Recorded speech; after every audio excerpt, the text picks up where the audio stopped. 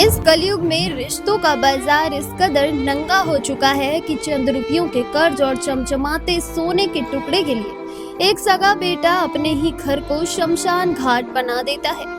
जी हाँ, ये सनसनीखेज खूनी खेल खेला गया है उत्तर प्रदेश के प्रयागराज के साउथ मलाका में, जहाँ एक कलयुगी बेटे अभिषेक वैश्य ने अपनी सगी बहन की सीढ़ियों पर खोपड़ी खोली और फिर कमरे में चैन की नींद सो रहे अपने 70 साल के बूढ़े बाप और 65 साल की बूढ़ी माँ का सिर लोहे के पाइप से कूच कूच कर उन्हें मौत की नींद सुला दिया। कत्ल करने के बाद इन शातिरों ने भागने की बजाय वहीं महफिल जमाई, अलमारी से 1.5 करोड़ के जेवर लूटे और यूपी पुलिस को अंगूठा दिखाने के लिए, कानून को पागल बनाने के लिए लाशों के पास एक गत्ते पर लाल पेन से लिख दिया, बंटी बबली और बहू ने मारा। वह एक कसाई बेटे माँ बाप को मार कर लिख रहा है कि बहू ने मारा, लेकिन साहब कुदरत जब लाठी चलाती है तो उसकी आवाज नहीं होती। जो बेटा अपने सगे माँ बाप का नहीं हुआ वो अपने उस कमीने दोस्त का क्या होता। 1.5 करोड़ के सोने को देखते ही दोस्त की आंखों में खून उतर आया और उसने जेवरों के बंटवारे के विवाद में उस कलयुगी बेटे को भी सरेआम मौत के घाट उतार दिया। साहब प्रयागराज के हिवेट रोड पर रहने वाले 70 वर्षीय वीरेंद्र कुमार वैश्य बाजार में समोसे की दुकान चलाते थे। उनके पास संपत्ति की कोई कमी नहीं थी। ग्राउंड फ्लोर पर 14 दुकानें थी जिनसे मोटा किराया आता था, लेकिन उनका 40 वर्षीय बेटा अभिषेक वैश्य जुए सट्टे और गलत हरकतों से कर्ज में डूबा हुआ था। पिता उसकी हरकतों से तंग आ चुके थे और उन्होंने अपनी संपत्ति से बेदखल कर दिया था। इसी बेदखली और कर्ज के दलदल से निकलने के लिए अभिषेक ने अपने दोस्त सनी गुप्ता के साथ मिलकर अपने ही हंसते खेलते परिवार को रास्ते से हटाने की खौफनाक साजिश रच डाली। 31 मई की शाम वारदात से ठीक पहले दोनों दोस्तों ने मिलकर जमकर शराब और बियर पी, कचौरी खाई और फिर हाथ में लोहे का भारी पाइप लेकर मौत का तांडव मचाने निकल पड़े।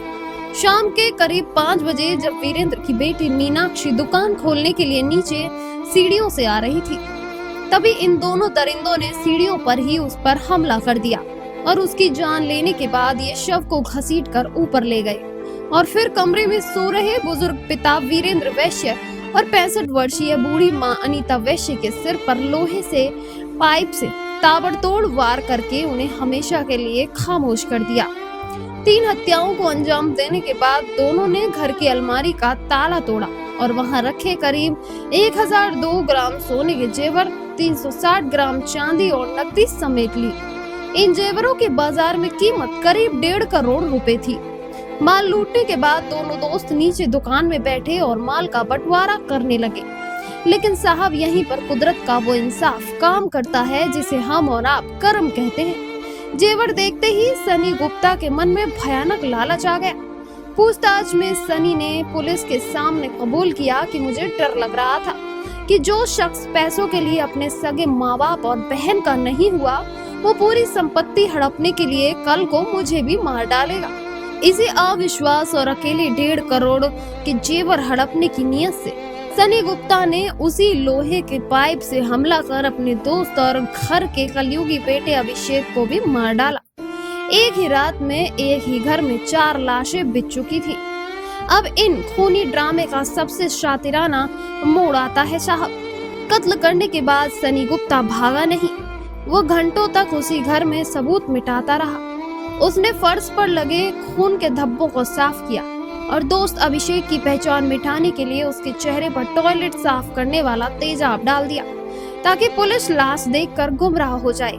इतना ही नहीं साहब, पुलिस को पूरी तरह पागल बनाने के लिए उसने शवों के पास पड़े एक गत्ते के टुकड़े और दीवार पर लाल पेन से लिख दिया, बंटी बबली और बहू ने मारा। क्यों लिखा? ताकि पुलिस का शक वीरेंद्र के छोटे बेटे अश्विनी की पत्नी रितु पर जाए, जो कुछ दिन पहले ही धोखाधड़ी के केस में जमानत पर बाहर आई थी। सनी को लगा कि पुलिस इस फर्जी सुराग के पीछे भागेगी और वो 1.5 करोड़ के जेवर लेकर ऐश करेगा, लेकिन साहब पाप का घड़ा जब फटता है तो उसकी बदबू छुपाए नहीं छुपती। मंगलवार की शाम को जब उस बंद मकान से असहनीय दुर्गंध आने लगी तो पड़ोसियों ने पुलिस को फोन किया। पुलिस ने ताला तोड़ा तो अंदर का मंजर देखकर बड़े बड़े अधिकारियों के होश उड़ गए। ऊपर 3 लाशें सड़ रही थी और दुकान में अभिषेक का शव फूला हुआ पड़ा था।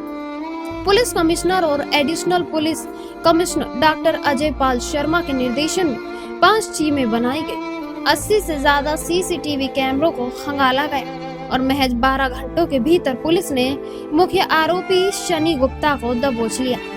उसके पास से 1.5 करोड़ के पूरे जेवर और वो खूनी लोहे का पाइप बरामद हो चुका है।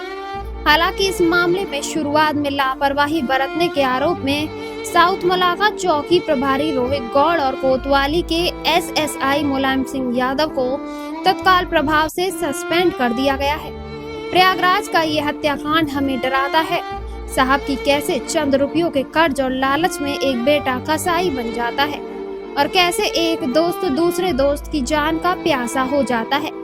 शनि गुप्ता का कोई पुराना क्रिमिनल रिकॉर्ड नहीं था, लेकिन 1.5 करोड़ के सोने ने उसे एक ही रात में 4 लोगों का हत्यारा बना दिया।